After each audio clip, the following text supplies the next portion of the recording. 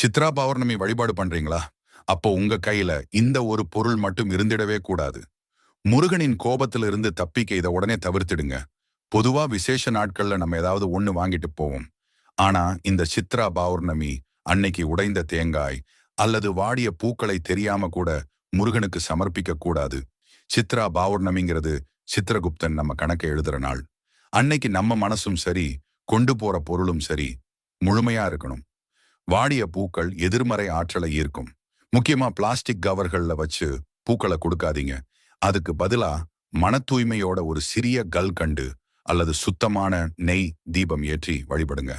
குறைகள் உள்ள பொருளை கொண்டு போய் அந்த ஆண்டவனின் அதிருப்தியை சம்பாதிக்காதீங்க. பக்தியில கவனமா இருங்க. இந்த பயனுள்ள தகவலை உங்க நண்பர்களுக்கும் பகிருங்க. ஓம் சரவணபவ. இதுபோல் நிறைய தகவல்களை தொடர்ந்து பெற எங்கள் முருகன் ஆராதனை சேனலை சப்ஸ்கிரைப் செய்து கொண்டு பெல் பட்டனை பிரஸ் செய்து கொள்ளுங்கள்.